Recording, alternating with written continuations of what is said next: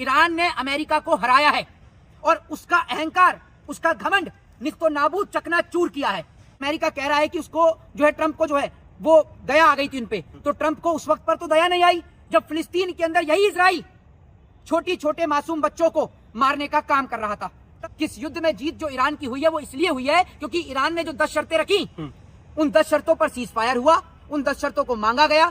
मोहित शर्मा क्या कुछ कहेंगे इस तरीके से अमेरिका और ईरान का सीज फायर होगा, लेकिन तमाम लोग कयास लगा रहे हैं कि सीज फायर ज्यादा दिन नहीं टिकने वाला क्योंकि ट्रंप के दिमाग का कोई ठिकाना नहीं। आपको क्या लगता है सीज फायर हो गया? देखिए, एक चीज मैं आपको बता दूं कि इसमें एक बहुत बड़ी ऐतिहासिक जीत जो हुई है वो ईरान की हुई है। और जो अमेरिका का जो रक्षा मंत्रालय कह रहा है कि डोनाल्ड ट्रंप को दया आ गई, ईरान जो है वो सीज फायर की भीख मांग रहा था, तो मैं आपको बता दूं कि अगर ईरान को सीज फायर करना होता या उसकी भीख मांगनी होती तो वो तभी मांग लेते जब उनके नेता आयतुल्लाह खामनेई साहब की शहादत हुई। लेकिन जब उनके नेता आयतुल्लाह खामनेई साहब की शहादत हुई, ईरान तब भी नहीं झुका। तो आपको लगता है कि ईरान किसी के आगे झुकेगा? जब ईरान के अंदर इजराइल की कायर कंट्री ने छोटी छोटी मासूम बच्चियों को मारने का काम किया, तब ईरान नहीं झुका। तो आपको लगता है कि अब ईरान झुकेगा? दूसरी ओर जो अमेरिका कह रहा है कि उसको जो है, ट्रंप को जो है वो दया आ गई थी उन पे, तो ट्रंप को उस वक्त पर तो दया नहीं आई जब फिलिस्तीन के अंदर यही इजराइल छोटी छोटे मासूम बच्चों को मारने का काम कर रहा था। तब तो इजराइल को, उसको, अमेरिका को दिखाई नहीं दिया। जिस ट्रंप का नाम एप्स्टीन फाइल में आया, उस ट्रंप को वहां पर दया नहीं आई। आपको लग रहा है कि उस ट्रंप को ईरान को लेकर दया आ जाएगी? असल में क्या है, कोई दया नहीं आई, कुछ नहीं।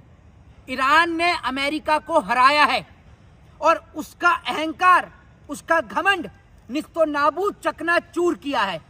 और मैं आपको बता दूं कि घमंड, जिस घमंड में डोनाल्ड ट्रंप और इजराइल था, उस घमंड को निस्तो नाबूद करने का काम ही ईरान ने किया है। और बड़ी बात यह कि इस युद्ध में जीत जो ईरान की हुई है वो इसलिए हुई है क्योंकि ईरान ने जो 10 शर्तें रखी, उन 10 शर्तों पर सीज फायर हुआ, उन 10 शर्तों को मांगा गया, जिसमें पूर्णतः जंग का समाधान हो, चाहे तेल पर जो है वो ईरान का नियंत्रण हो, और तमाम शर्तें उसमें रखी गई, जिन शर्तों को माना गया, जिनके बाद ये जो 2 हफ्ते का सीज फायर हुआ है, ये सीज फायर सफल हो पाया है।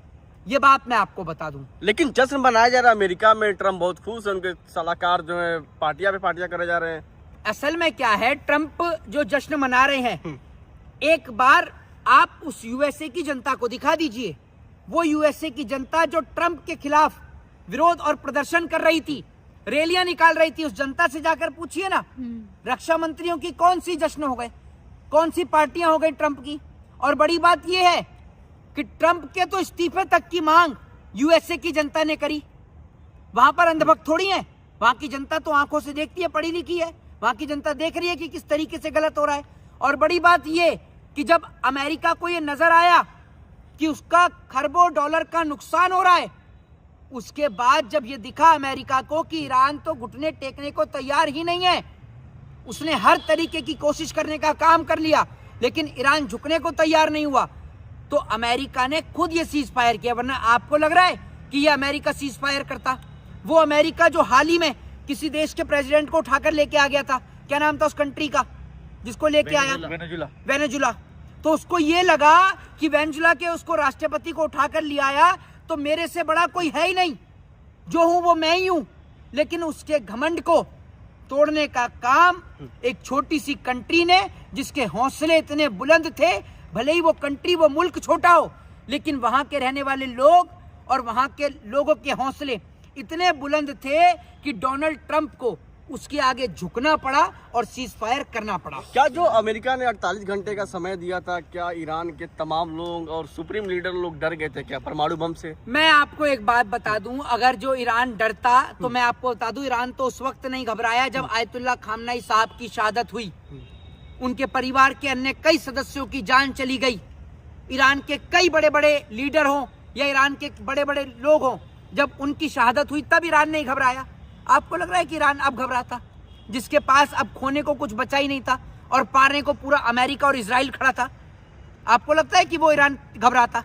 तो ये जीत एक बहुत बड़ी जीत हुई है और भारत के अंदर भी आपने कई जगह देखा जश्न मनते हुए, कई जगह दुआएं होती हुई देखी, हैदराबाद हो, कश्मीर हो, लखनऊ हो, तमाम जगह आपने देखा कि लोग जो है वो ईरान के समर्थन में आए। और ईरान की एक वाकई में एक बहुत बड़ी जीत है, बहुत बड़ी जीत है। ईरान ने एक ऐसी कंट्री का भ्रम तोड़ने का काम किया है जिसको लोग एक बहुत बड़ा हौवा समझते थे। उस भ्रम को तोड़ने का काम, डोनाल्ड ट्रंप के भूरे के घमंड को तोड़ने का काम जो किया है वो ईरान ने किया और एक बहुत बड़ी जीत है। डोनाल्ड ट्रंप तो धन्यवाद कर रहे नवाज शरीफ का, क्योंकि उन्होंने मध्यांतर करा दिया और यहाँ के विश्व गुरु तो इलेक्शन यात्रा पर रहे।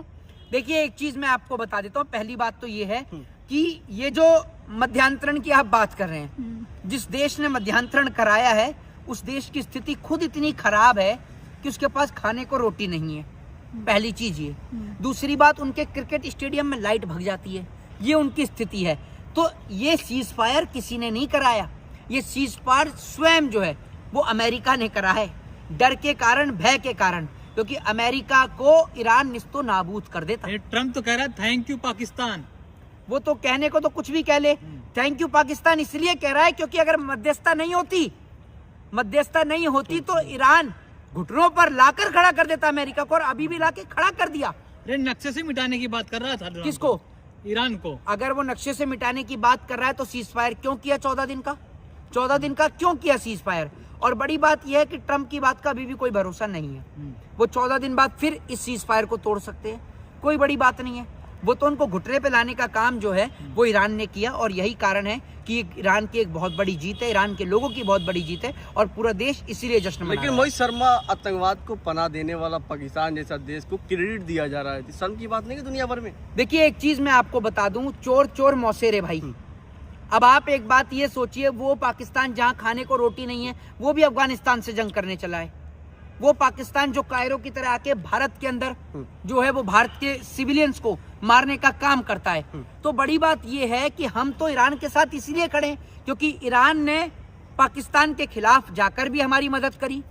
ईरान तो हमेशा हमारे साथ खड़ा रहा। ईरान अमेरिका के खिलाफ जाकर भारत की मदद करी, चाहे वो वोटिंग का मामला हो, चाहे वो पेट्रोल और गैस का मामला हो, तो ईरान तो हमेशा भारत के साथ खड़ा रहा। इसलिए तो ईरान की जो भारत की जो आवाम है, भारत की जो जनता है, भारत की जो पब्लिक है, वो भारत की पब्लिक इसीलिए ईरान के साथ खड़ी है भाइयों, सिर्फ इसी वजह से, क्योंकि ईरान भारत के साथ खड़ा रहा तो भारत की आवाम भी ईरान के साथ खड़ी है। लेकिन मोदी जी जब यूक्रेन और रसिया का वार रुकवा सकते हैं तो क्या ईरान और अमेरिका का वार नहीं रुकवा सकते? आपसे किसने कहा कि ये क्या कहते हैं यूक्रेन का और रशिया का वार रुकवाए? तमाम अंधभक्त कहते हैं। अंधभक्तों का तो कहना ये है कि अंधभक्तों को ना तो गैस की जरूरत, गैस की जरूरत उस आदमी को होती है जो खाना खाता है। ये बेचारे खाना ये नहीं खाते, पानी ये नहीं पीते, तो अगर पानी भी बंद हो जाए, गैस भी बंद हो जाए, क्या दिक्कत है? तो गौमूत्र पीवे और ये खाना में वो गोबर खावे, तो इन्हें जरूरत क्या है किसी चीज की? तो इन अंधभक्तों की अगर तुम बात सुनोगे तो तुमसे बड़ा बेवकूफ और जाहिल आदमी कोई नहीं है दुनिया में। तुम अपना खुद दिमाग लड़ा के देखो, अगर वो आदमी वोट रुकवा देता तो बांग्लादेश के अंदर जब हिंदुओं की हत्या हो रही थी, उसी बांग्लादेश को डीजल दे रहा है?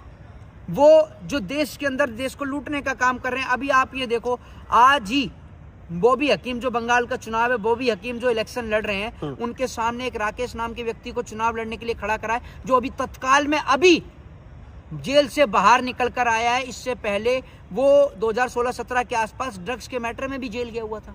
तो ऐसे लोगों को भाजपा टिकट लड़ा रही है, चुनाव लड़ा रही है, तो आप खुद सोच लीजिए कि देश की स्थिति क्या होगी। जय हिंद, जय भारत।